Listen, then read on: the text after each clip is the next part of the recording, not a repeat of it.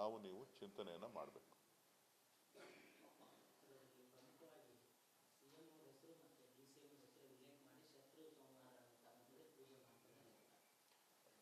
ಪೂಜೆ ಮಾಡೋದು ಮೊದಲಿಂದನೂ ನಡ್ಕೊಂಬಂದಿರೋದಪ್ಪ ಅವ್ರದ್ದು. ಒಳ್ಳೆ ಚೆನ್ನಾಗೈತಲ್ಲ. ಒಂದು ಕುಟುಂಬ ಯಾವಾಗಲೂ ಕೂಡ ಬೇರೆಯವ್ರು ಯಾರು ಚೆನ್ನಾಗಿರಬಾರ್ದು, ಅವ್ರ ಕುಟುಂಬ ಬಿಟ್ಟು ಬೇರೆಯವ್ರು ಯಾರು ಬದುಕಬಾರ್ದು ರಾಜಕಾರಣದಲ್ಲಿ. ಅವಾಗವಾಗ ಇಂಥದ್ದು ಮಾಡ್ತಾನೆ ಇರ್ತಾರೆ. ನನಗದ್ರ ಬಗ್ಗೆ ಮಾಹಿತಿ ಇಲ್ಲ. ಅವರವರ ನಂಬಿಕೆ, ಅವರವರ ಭಾವನೆ.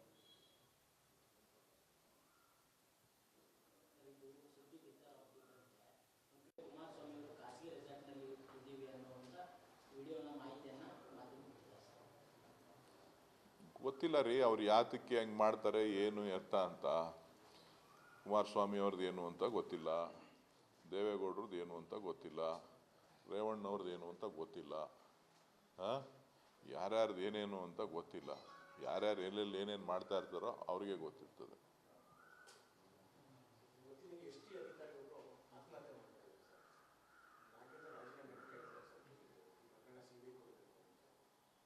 ಬಿಜೆಪಿಯವರು CBI ಬಿಟ್ಟು ಬೇರೆ ಏನು ಕೇಳಲೇ ಇಲ್ವಲ್ಲ. ಕರ್ನಾಟಕ ಪೊಲೀಸ್ ಸಮರ್ಥವಾಗಿದೆ. ಕರ್ನಾಟಕ ಪೊಲೀಸನ್ನ ಸಮರ್ಥವಾಗಿ ಎಲ್ಲವನ್ನು ಕೂಡ ನಿಭಾಯಿಸುವಷ್ಟು ಸಾಕಷ್ಟು ಈ ದೇಶದಲ್ಲಿ ಅನೇಕ ಪ್ರಕರಣಗಳಲ್ಲಿ ಕರ್ನಾಟಕ ಪೊಲೀಸ್ ಸಾಕಷ್ಟು ಪ್ರಮುಖವಾದಂಥ ಪಾತ್ರವನ್ನು ವಹಿಸಿದೆ. CBI ಅಂತ ಅಂದರೆ ಅವರೇನು ಬೇರೆ ಕಡೆಯಿಂದ ಬಂದವರಲ್ಲ. ಈ CBI ಮುಖ್ಯಸ್ಥರು ಕೂಡ ನಮ್ಮ ರಾಜ್ಯದವರೇ, ನಮ್ಮ ರಾಜ್ಯದ ಪೊಲೀಸೇ. ಸೊ ಹಾಗಾಗಿ ಅದಕ್ಕೇನು ಹೆಚ್ಚಿನ ಮಹತ್ವ ಕೊಡುವಂಥ ಅವಶ್ಯಕತೆ ಇಲ್ಲ. ಇವರು ನಡಿ ಈಗ ಶುರು ಮಾಡೋಣ.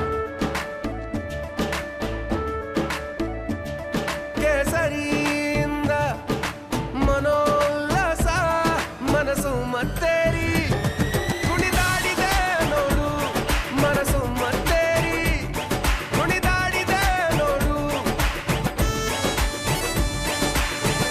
ಕ್ಷಣ ಕ್ಷಣವೂ ಆಚರಿಸಿ ಕೇಸರಿ ಹಬ್ಬ. ವಿಮಲ್ ಬಾಯಲ್ಲಿ ಹೇಳಿ ಕೇಸರಿ. ಕೇಂದ್ರದಲ್ಲಿ ಬಿಜೆಪಿ ಸರ್ಕಾರ ಇದೆ, ನಮ್ಗೇನಾದ್ರು ಅನುಕೂಲ ಆಗ್ಬೋದು ಅಂತೇಳಿ ಈಗಾಗಲೇ 4-5 ಪ್ರಕರಣಗಳನ್ನು CBIಗೆ ಕೊಟ್ಟಿತ್ತು. ವಿರೋಧ ಪಕ್ಷಗಳ ಒತ್ತಾಯ ಏನಿತ್ತು ಅದರ ಮೇಲೆ ಕೊಟ್ಟಿದ್ರು. ಆದರೆ ಯಾವುದೇ ಪ್ರಕರಣಗಳಲ್ಲೂ ಕೂಡ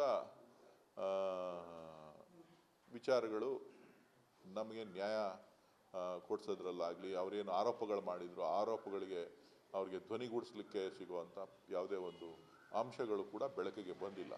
ಏನು ನಮ್ಮ ಕರ್ನಾಟಕ ಪೊಲೀಸ್ ಮಾಡಿದ್ರು ಅದೇ ವಿಚಾರಗಳನ್ನು ಅವರು ಕೂಡ ಸಲ್ಲಿಸಿದ್ದಾರೆ. ರಾಜೀನಾಮೆ ಎಲ್ಲದಕ್ಕೂ ರಾಜೀನಾಮೆ ಕೊಡಿ ಕೊಡಿ ಕೊಡಿ ಅಂತ ಕೇಳ್ತಾ ಇರ್ತಾರೆ, ಏನು ಮಾಡೋಕ್ಕಾಗಲ್ಲ.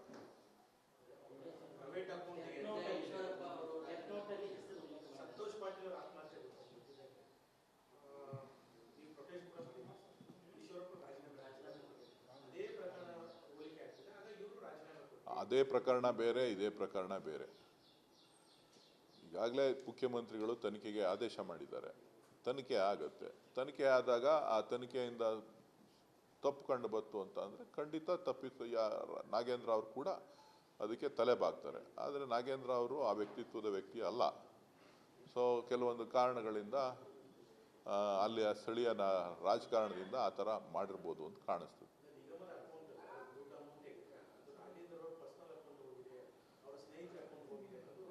ತನಿಖೆ ಆಗಲಿ. ಈಗ ಪರ್ಸ್ನಲ್ ಅಕೌಂಟ್ಗೆ ದುಡ್ಡು ಹಾಕ್ತಾವ್ರೆ ಅಂತ ಅಂದರೆ, ಅಧಿಕಾರಿ ಒಬ್ಬರು ಪರ್ಸ್ನಲ್ ಅಕೌಂಟ್ಗೆ ದುಡ್ಡು ಹಾಕ್ತಾರೆ ಅಂತ ಅಂದರೆ ಹೆಂಗೆ ಸಾಧ್ಯ ಆಗುತ್ತೆ?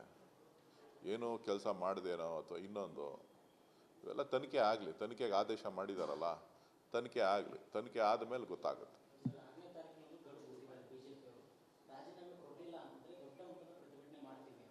ಮಾಡ್ಲಪ್ಪ, ಒಳ್ಳೇದು. ಬೇಡ ಅಂದವ್ರು ಯಾರು? ವಿರೋಧ ಪಕ್ಷ ಸಕ್ರಿಯವಾಗಿ ಅವಾಗವಾಗ ಆಡಳಿತ ಪಕ್ಷವನ್ನು ಎಚ್ಚರಿಸಬೇಕು. ಆಗಲೇ ಒಂದು ಒಳ್ಳೆ ವಿರೋಧ ಪಕ್ಷವಾಗಿ ಕೆಲಸ ಮಾಡಲಿಕ್ಕೆ ಸಾಧ್ಯ ಆಗ್ತದೆ. ಸರ್ಕಾರ ಕೂಡ ಅಲರ್ಟ್ ಆಗಿ ಕೆಲಸ ಮಾಡಬೇಕು ಅಂತ ಅಂದರೆ ವಿರೋಧ ಪಕ್ಷಗಳು ಸಮರ್ಥವಾಗಿರ್ಬೇಕು. ಹೌದಾ ಅಲ್ವಾ?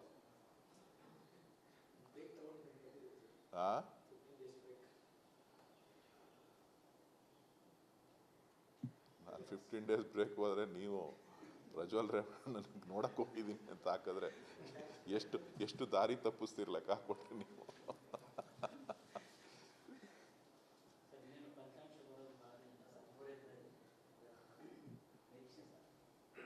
ನೋಡ್ರಿ, ಚುನಾವಣೆ ನನಗೆ ಹೊಸ್ತಲ್ಲ, ಸಾಕಷ್ಟು ಚುನಾವಣೆಗಳನ್ನು ಎದುರಿಸ್ತೇನೆ. ಸೊ ಈ ಚುನಾವಣೆನೂ ಕೂಡ ಒಂದು ಹೋರಾಟದ ಮನೋಭಾವದಿಂದ ನಮ್ಮ ಪಕ್ಷ ಕಾರ್ಯಕರ್ತರು ಎಲ್ಲರೂ ಮಾಡಿದ್ದಾರೆ. ಸೊ ಗೆಲುವಿನ ವಿಶ್ವಾಸ ಇದೆ.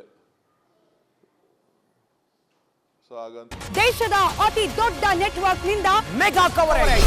ದೇಶದ ಮತದಾರನ ಆದೇಶ ಎನ್ಡಿಎಗ ಇಂಡಿ ಒಕ್ಕೂಟಕ್ಕ.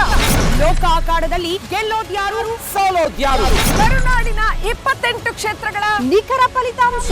ಫಸ್ಟ್ ರಿಸಲ್ಟ್, ಫಾಸ್ಟ್ ರಿಸಲ್ಟ್, ಪಕ್ಕಾ result. Number 1 election team, number 1 network, number 1 coverage.